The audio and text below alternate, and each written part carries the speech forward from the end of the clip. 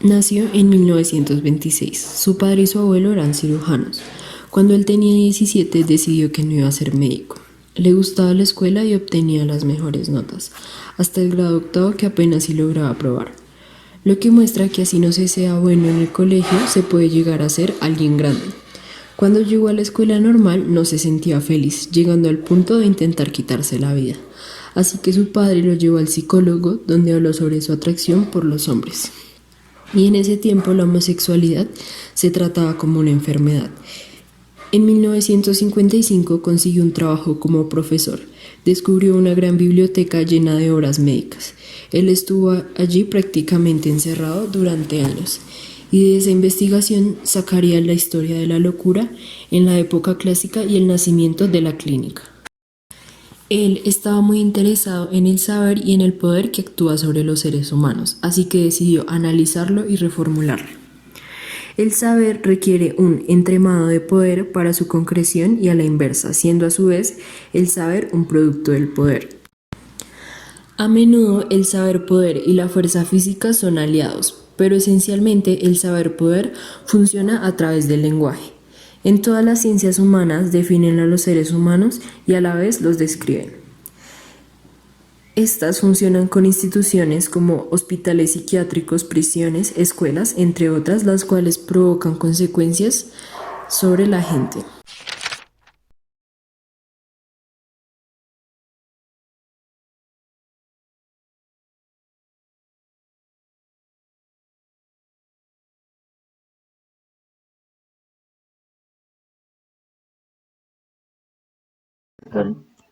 Gracias a su reconocimiento entre la clásica, entre los años 60, 70 y casi los 90, por su reconocimiento al pensamiento sobre la sociedad, y su objetivo fue eliminar las zonas de la sociedad. Al mismo tiempo lo llamó la fiesta del pensamiento.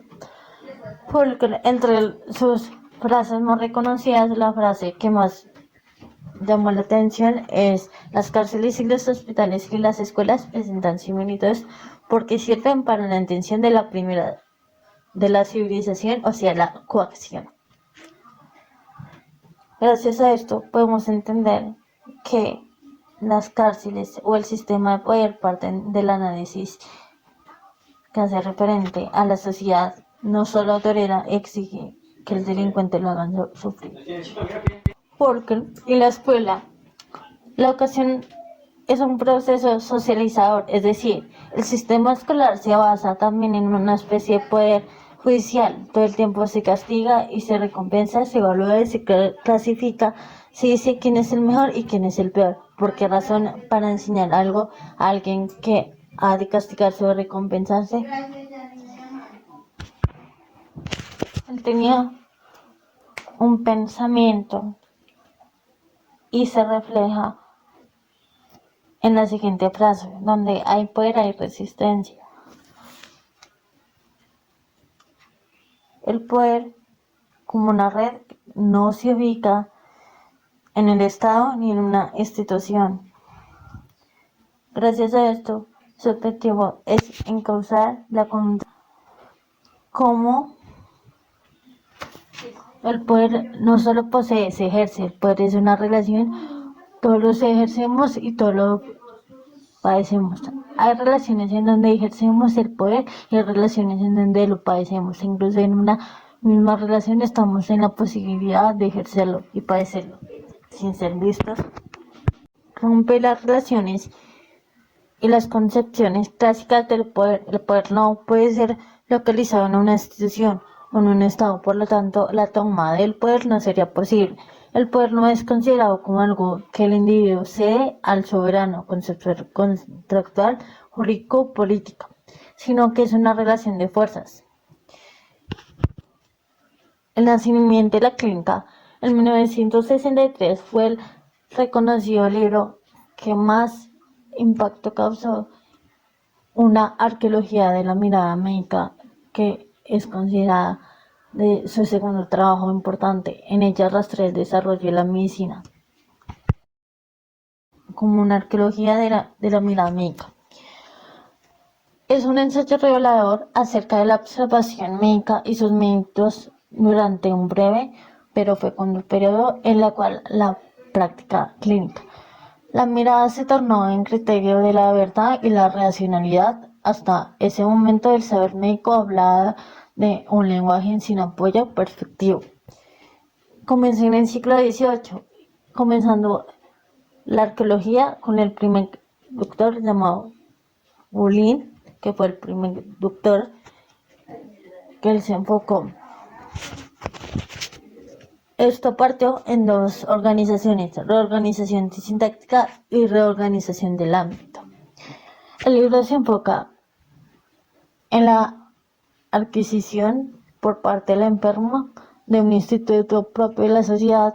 Es un valioso esfuerzo para el... En este mundo hay dos lados, las palabras y las cosas. Por un lado están las cosas y por el otro está lo que se dice de ellas. Entonces lo podríamos clasificar como la filosofía y la ciencia, que corresponde a la eficiencia del lenguaje para escribir las cosas. En este caso las palabras son como mediadoras, pues es una herramienta que tenemos para expresar algo, y las cosas es lo que afirma lo que estamos diciendo. Entonces en el 70 Facul cuestiona como esta manera de percibir la realidad cuando detalladamente examina el método llamado arqueología, los quiebres, las discontinuidades y las posibilidades discursivas que se encuentran desde los siglos XVI hasta el siglo XX. Entonces hace como un análisis específico de la economía, la biología y la lingüística. Para Foucault existe un quiebre entre las palabras y las cosas, es decir, una brecha que posibilita que el saber se configure históricamente de distintas maneras, porque el saber de la época clásica es muy distinto al saber de la época moderna. Entonces cada uno obedece a un dominio discursivo constituido por distintos objetos que nombrar, espacios para que los sujetos puedan hablar de los objetos, campos de coordinación y subordinación denunciados y posibilidades de utilización y apropiación ofrecidas por el discurso. Esto fue en el 72 por Foucault. Entonces, por ejemplo, el objeto y la historia natural de la época clásica es diferente a la biología moderna, porque en la primera se construyeron los seres vivos y en la segunda la vida. Esto debido a que los discursos clásicos se configuran a partir de la representación, mientras que los modernos se edificaron por la aparición de la figura epistémica del hombre. En ese sentido, lo que quiere decir Foucault es que el saber no es independiente, más bien se edifica a partir de una serie de prácticas discursivas que dan lugar a unas figuras epistemológicas, a unas ciencias y eventualmente a unos sistemas formalizados, y así viceversa. Las prácticas discursivas no se configuran a partir de una verdad trascendental. El sujeto fundador, experiencia originaria o mediación universal, lo que existe es una voluntad de verdad, dijo Foucault en 1972 y 1973.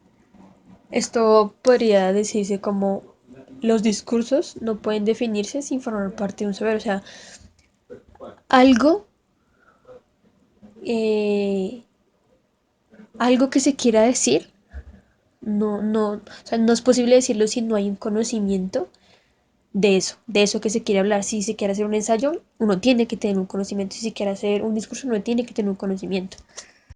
Entonces podríamos concluir que la arqueología de Foucault muestra un camino para entender la relación entre las palabras y las cosas. Es un camino que metodológicamente permite describir y analizar las diferentes ramas del saber.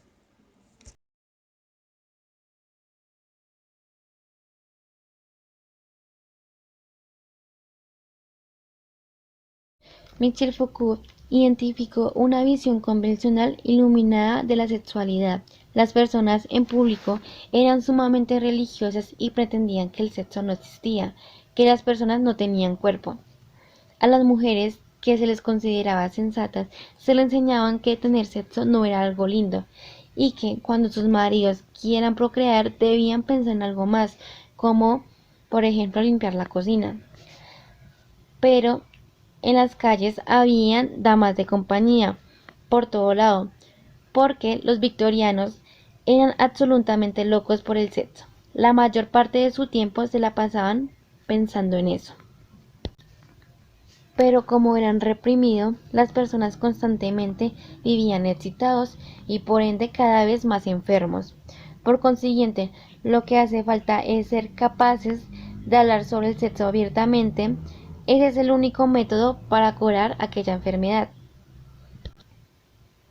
Freud fue la primera persona en explicar todo eso, y desde entonces hemos tratado siempre de ser lo más honestos, abiertos y saludables al tema, para así que cada vez que hablemos sobre sexo estemos liberándonos heroicamente de nuestras cadenas impuestas por las sucias mentes de los hombres que controlan el mundo. Foucault afirmó que hay algo que no funciona en este cuadro que todos rápidamente aceptamos. El propósito de él es analizar un caso de una sociedad que se ha estado censurando a sí misma de una manera intensa debido a su hipocresía. Foucault no duda que en el discurso cotidiano se prohibiera sobre hablar del sexo.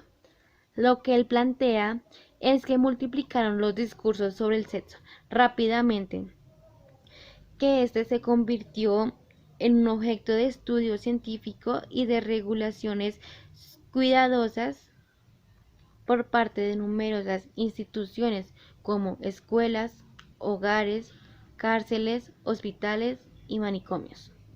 Todos esos discursos forman parte del principal procedimiento occidental para producir la verdad sobre el sexo, para definirlo y determinar su significado cultural, al que Foucault lo denominó conocimiento sexual.